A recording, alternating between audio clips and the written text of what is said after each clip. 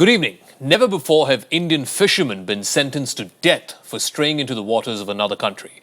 But now, 5 Indian fishermen face death in Sri Lanka for what they did 3 years ago. Hello and welcome to the news tonight. I'm Zaka Jacob. As always, the headlines up first. 5 Indian fishermen are sent to the gallows in Sri Lanka. They're charged with drug trafficking. The MEA assures full support, but time is fast running out. Amid all the noise about black money, India quietly refuses to sign a transparency treaty with OECD countries, which would have brought automatic exchange of financial information. The Modi government sends Babus on an austerity drive. No more business class flights, no more meetings in 5-star hotels, what have you. Devendra Fadnavis is all set to be sworn in as the BJP's first chief minister in Maharashtra at a grand ceremony at the Wankhede Stadium. But the BJP's estranged ally, the Shiv Sena, will not attend. And a big political realignment is underway in Tamil Nadu. DMK leader MK Stalin meets with MDMK chief Waiko. Is this the return of the Rainbow Coalition of 2004?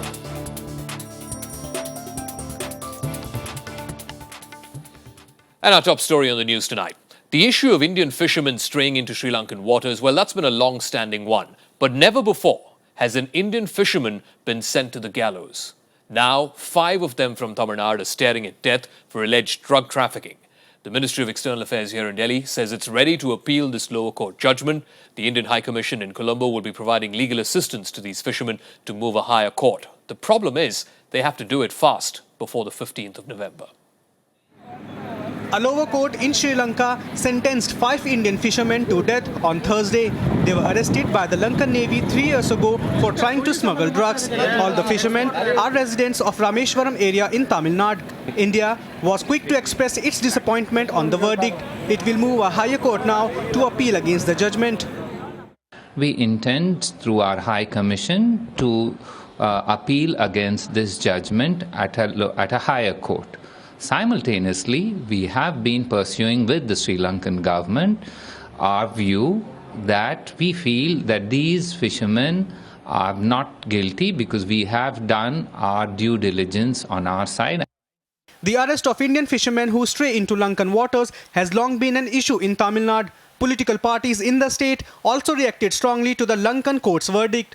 Some even pointed out how this may have an effect on bilateral relations. It is a known fact that government of Sri Lanka is pursuing a very hostile policy to the Indian fishermen, towards Indian fishermen. I don't know why government of India was so lethargic or so careless in not taking proper action.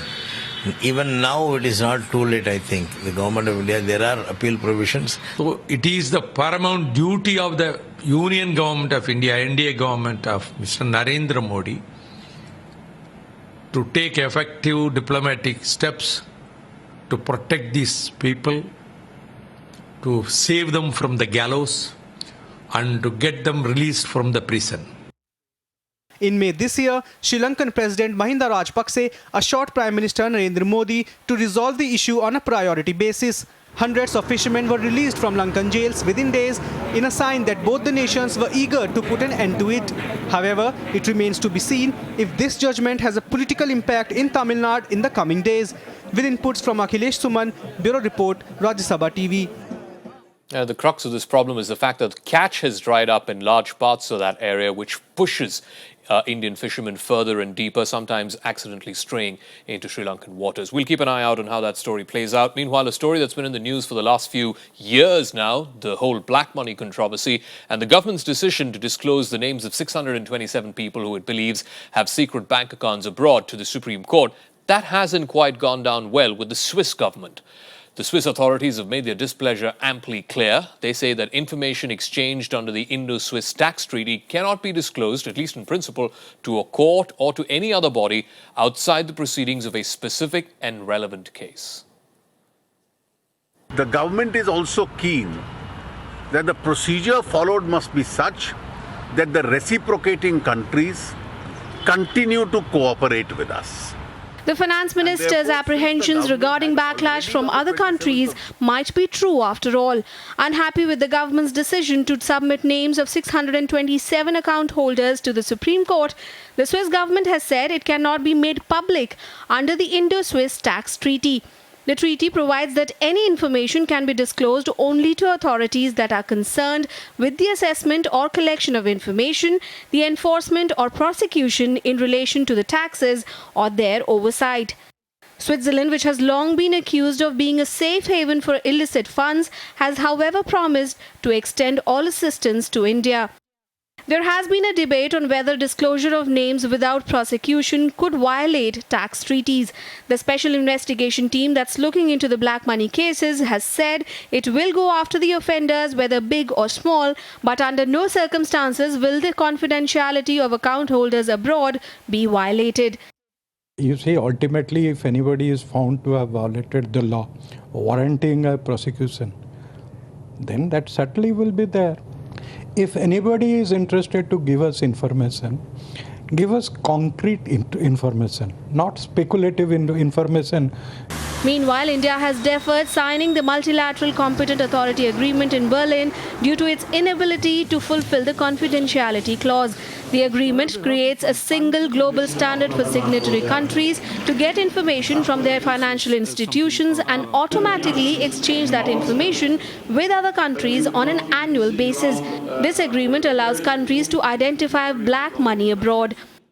Possibly the government feels that its agencies and probe agencies are not that efficient, that it can meet the international deadline of time stipulation. 51 countries have committed themselves to the international agreement that will activate automatic exchange of information in matters relating to financial transactions globally. The participants of this agreement are expected to start their first information exchanges by September 2017. With inputs from Krishnanand Tripathi and Anshu Singh, Bureau Report for Rajya Sabha TV. So it's been more than 6 years since the global financial crisis, but we still seem to be living in austere times, at least our bureaucrats are. So no meetings in five-star hotels, no first-class air travel. Those are some of the austerity measures that have been put in place by the Narendra Modi government. Now, the objective of this is to try and cut non-plan or discretionary government expenditure by as much as 10%. Ministers will no longer be able to hold meetings in five-star hotels or jet set across the country and the world in first class. In a new set of several austerity measures, the union government has banned such high expenditure activities. The guidelines also put a ban on fresh appointments and filling of posts that have been vacant for over a year. A statement from the Finance Ministry said that while officers were entitled to various classes of air travel depending on their seniority, utmost economy would need to be observed while exercising the choice, keeping budget limitations in mind. But the order categorically bans first-class bookings. The government aims to restrict fiscal deficit to 4.1% of the GDP in 2014-2015, the main reason behind these drastic steps being introduced. To limit the use of high-profile venues for meetings, ministers have also been asked to use video conferencing as much as possible. No new vehicles can be bought unless they are to meet the operational requirement of defense forces, paramilitary forces and security organizations. The mandatory 10% cut will exclude interest payments, repayment of debt, defense, capital, salaries and pensions and grants to the state. The austerity measures would also apply to autonomous bodies and no fresh commitments would be made over and above what was provided in the budget. The secretaries have been mandated to ensure compliance and financial advisors will have to submit reports to the Finance Ministry on a quarterly basis. In the current fiscal, the government's proposed non-plan expenditure is over 12,19,000 crore rupees. Bureau Report, Rajya Sabha TV. And here's a story of politics triumphing even death. A day before the 30th death anniversary of former Prime Minister Indira Gandhi, the centre, in a very obvious political move, has decided to give monetary compensation to the victims of the 1984 Sikh riots. Over 3,000 of them will now get 5 lakh rupees each. Political parties and some of the victims too say the amount is not enough. And all of this, despite the fact that many of the perpetrators have still not been brought to justice.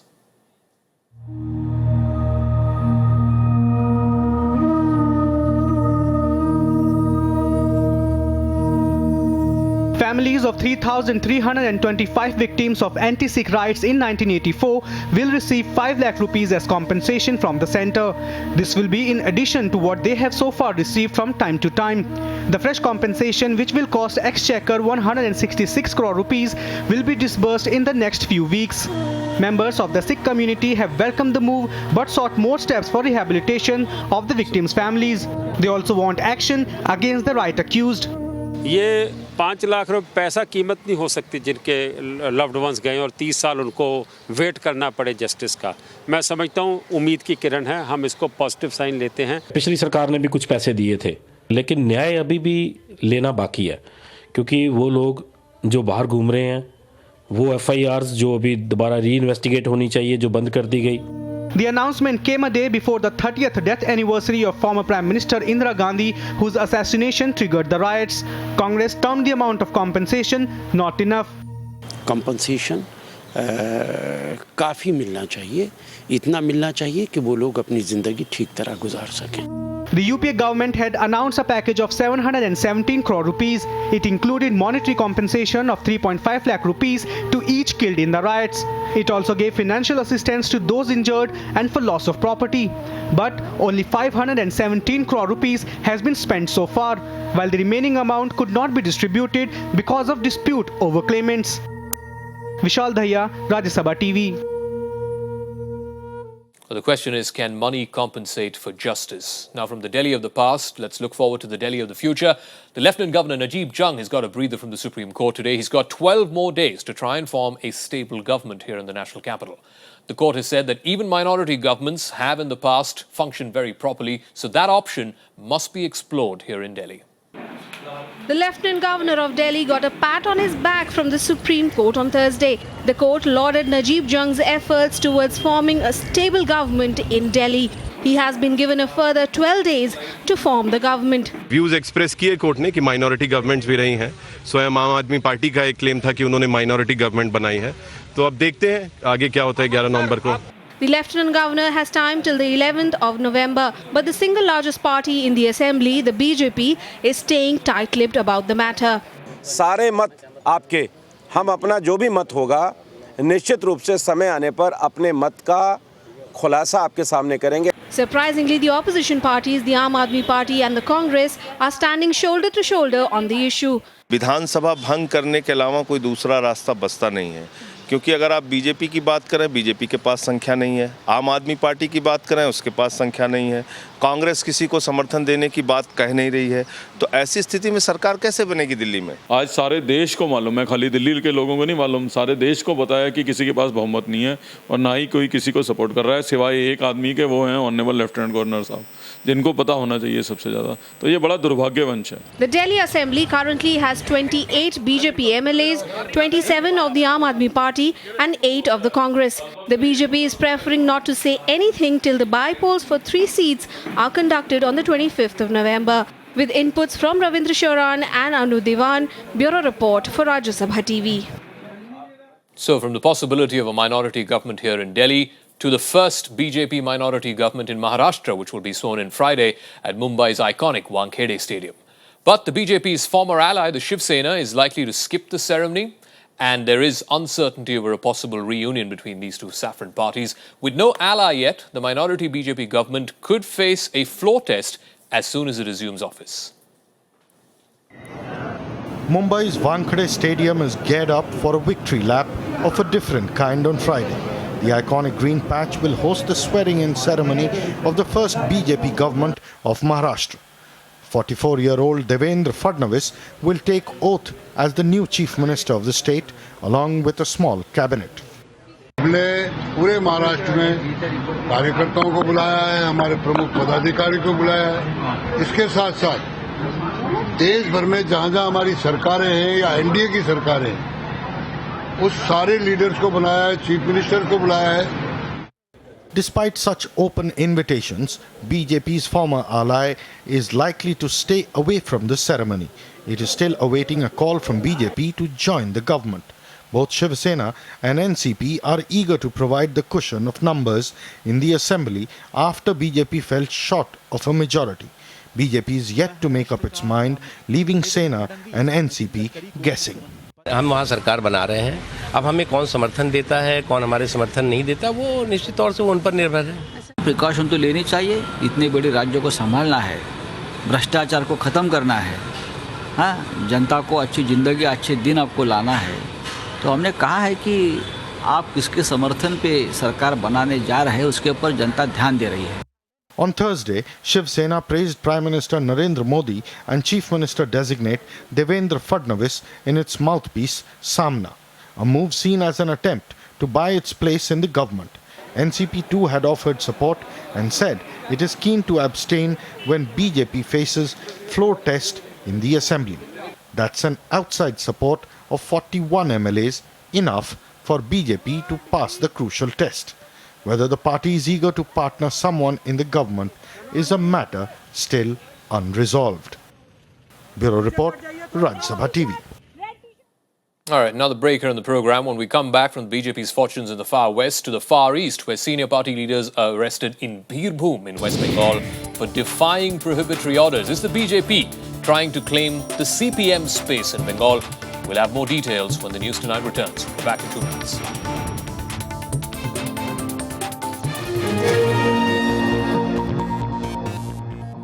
Welcome back to the News Tonight. Some more stories from across the country today. Some senior BJP leaders were arrested today in West Bengal's Birbhum district for defying prohibitory orders. They were leading a protest against the ruling Trinamool Congress after workers of both parties clashed there Monday. 3 people were killed in those clashes. The party is now accusing the Trinamool Congress government of trying to gag the opposition with brute force. Now, prominent among those who were arrested were Mukhtar Abbas Naqvi, Kirti Azad and State President Rahul Sinha. The BJP and the CPM will be meeting West Bengal Governor K. N. Tripathi tomorrow. They will be expressing their resentment over the state administration's refusal to allow them to visit the violence-hit areas. यहाँ पर जो अराजकता हुई, जो बेगुनाह लोगों की हत्याएं हुई, लोगों के घर जला दिए गए, लोगों को जुल्म किया गया, उनको देखने आ रहे थे. हमें रोकने जितनी ताकत इस सरकार ने लगाई है, अगर उसकी आधी ताकत भी वो अराजक तत्वों और आतंकवादियों को रोकने में लगाती तो पश्चिम बंगाल का ही भला होता. ये जो हिंसा और आतंक का जो सवाल पैदा हुआ है, ये निश्चित तौर पे इसमें टीएमसी का बड़े पैमाने पे योगदान है, लेकिन इन ठोस आपराधिक कार्यों का बिना राजनीतिकरण किए हुए उसको काबू पे लाने के लिए जो भूमिका केंद्रीय सरकार का होना चाहिए, वो भी तो वो निष्पक्ष रूप से नहीं कर रहा है. Now, from West Bengal to another state where the BJP is hoping to make some inroads. Back in 2004, the BJP's shock defeat here in the general elections was attributed, at least in some measure, to a rainbow alliance of 7 parties in Tamil Nadu that was cobbled together by the DMK. It was, in many senses, the precursor to the UPA. Now, those same 7 parties may be coming together once again. And as a first step, DMK leader M.K. Stalin met his one-time rival and MDMK chief, Vaiko. There are no permanent friends nor enemies in politics. And here's more proof. DMK treasurer M.K. Stalin hugging MDMK chief Vaiko, signalling a not-so-subtle shift in Tamil Nadu's political landscape. Interestingly, Vaiko was thrown out of the party back in the early 90s by DMK patriarch Karunanidhi. He feared that Vaiko would be a threat to his heir apparent, Stalin. Now, more than 20 years later, Karunanidhi sent his son Stalin to kiss and make up with Vaiko. When asked about this newfound camaraderie, the DMK spokesman had this to say. We are not averse to alliance. We had been in political alliance since the 1962 elections. Incidentally, this meeting happened at the wedding of PMK founder S. Ramdas's granddaughter, also the daughter of former Union Minister Anbumani Ramdas. So could this be the birth of yet another grand alliance in Tamil Nadu? Much like the Rainbow Alliance back in 2004, which won each one of the 40 seats in Tamil Nadu and Puducherry, decimating Jayalalitha. We cannot say anything now. We cannot predict anything now. This possible realignment comes at a good time for the DMK. Former Chief Minister Jayalalitha has been convicted in a corruption case. She cannot return to active politics for at least another 6 years. Also, the BJP has been trying to make inroads into Tamil Nadu since the general elections. The state heads to polls in 2016, but the political games have already begun. Bureau Report, Rajya Sabha TV. We'll watch that space for how the politics of Tamil Nadu develops. All right, more stories from across the country and nationwide. From Tamil Nadu to Kerala, where the High Court has now upheld the state government's decision to ban liquor in all bars across the state. The decision is likely to force over 700 bars to be shut down, albeit in a phased manner. It doesn't apply, though, to 4- and 5-star hotels. Bar owners have now said they're going to approach the Supreme Court to challenge this High Court decision. The Enforcement Directorate has issued summons to both Dayanidhi and Kalanidhi Maran in the SL Maxis money laundering case. Now, the notice has been issued under the Prevention of Money Laundering Act. Both brothers will be examined and their statements will be recorded. The agency is also expected to issue an attachment order within the next couple of weeks to seize assets worth over 600 crore rupees in this case. Cyclone Nilofer hit the western regions of Rajasthan this evening, causing moderate to heavy rains there. More rains are also likely to happen in nearby districts. The cyclone is all set to make landfall on the Gujarat coast Saturday as a depression. The very severe cyclonic storm has weakened considerably in the last few days. China's defense ministry has cautioned India over plans to construct more than 50 new border posts along the McMahon line in Arunachal Pradesh. The reaction came after India announced plans to build a new 2,000-kilometer road in Arunachal. After the recent standoff in Ladakh, the government plans to keep up with China's pace of development, whether it comes to land transport or airstrips on our side of the line of actual control. The centre has also announced 175 crores to improve infrastructure in the border areas. China still considers the region to be a disputed area. It claims Arunachal Pradesh as southern Tibet. Nearly 200 people are feared dead in a devastating landslide that hit Sri Lanka Wednesday. A deadly mudslide triggered by heavy rains hit the Miriabedda tea plantation that's very close to the town of Haldumulla.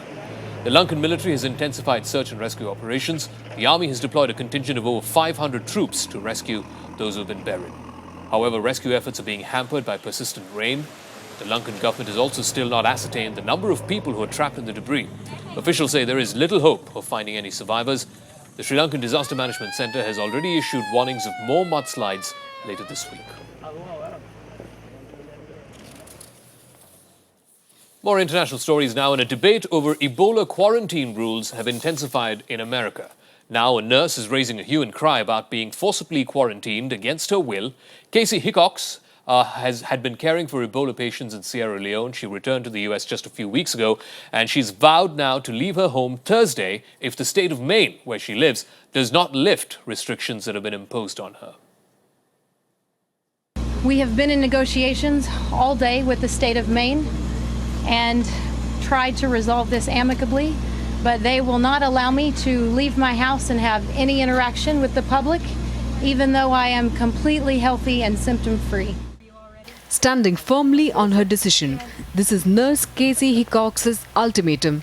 Lift her Ebola quarantine by Thursday or she will disregard all restrictions and approach the court. Stigmatization is a problem. It's been a problem with other diseases as well. You know, I have been told that if friends come to my house, they can't hug me. They have to stay 3 feet away from me. And I am not symptomatic. There's no way I could give someone Ebola, and you're telling me that I can't hug my friend after I've been fighting a really tough battle for 4 weeks in West Africa. As the debate rages on, US envoy to UN Samantha Power called for more commitment to fight Ebola as she visited Ghana. There's a need for more beds. There's a need for more bleach, more cash in order to pay community mobilizers or people who pick up bodies so as to do safe burial. The World Health Organization meanwhile reported a decline in the spread of virus in Liberia. The actual number of newly reported cases is beginning to decline in Liberia, and the government is really driving a multi-pronged investigation, looking at multiple strands of evidence to try and understand, is this real? Is this a reporting phenomena, or is it even a a care-seeking phenomena that's changing? Coming forward to help, China has stepped up its aid offer to help fight the disease. In Geneva, 30 healthcare workers underwent 2 days training to deal with the disease. British military medics are also trying to curb the advance of the disease by training local hygienists to help treat victims. According to WHO's latest reports, there are more than 13,700 confirmed or suspected cases of Ebola in Guinea, Liberia and Sierra Leone. Bureau Report, Rajya Sabha TV. All right, more international stories coming up in Global Buzz. In Israel, the police have shot dead a suspected Palestinian man on Thursday after he fired at them while resisting arrest in East Jerusalem. The incident took place just hours after the attempted assassination of a far-right Israeli activist, Yehuda Glick. According to authorities, special police units had surrounded a house in the Abu Tor neighborhood to arrest the suspect when they were fired upon. U.S. authorities on Wednesday started investigating what made an unmanned U.S. supply rocket bound for the International Space Station explode just moments after liftoff. The 14-story Antares rocket was built and launched by a private firm. The fact that the rocket's engine was built in the former Soviet Union and was refurbished before being used, that's likely to be the main question during the investigation. Nigeria's President Goodluck Jonathan will seek a second term of office in elections which are set for February of next year. President Jonathan's government has been beset by criticism over its inability to end an insurgency led by Boko Haram. He was also severely criticized for the insipid handling of the abduction of 200 schoolgirls more than 6 months ago. Those girls are still in captivity. In Tunisia, the secular party Nida Tunis won 85 seats in the new 217-member parliament. The win gives the party the right to name a prime minister as well as lead a coalition government. The once dominant Islamist Ennahda party managed just 69 seats. The elections are being seen as the last steps in Tunisia's transition to democracy after the 2011 uprising against then-President Zain al-Abidine Ben Ali. Remember, Tunisia is what started what is now being referred to as the Arab Spring. Big story in the world of sports. Indian QS Pankaj Advani clinched the World Billiards Championship title to bag a record 12th world crown. He defeated England's rising star Robert Hall in a one-sided contest in Leeds Wednesday. With this win, Advani also completed a rare grand double, post his third win in both the long and short formats of the game in the same year. He capped a phenomenal year, which saw him win the World Six-Red Championship besides the World Team Billiards Championship. His previous grand doubles were in Malta, this was in 2005, and his hometown Bangalore in 2008.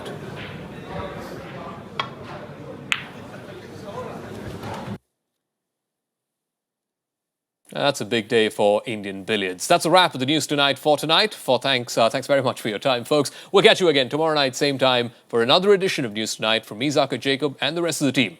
Enjoy the rest of your night. Bye-bye.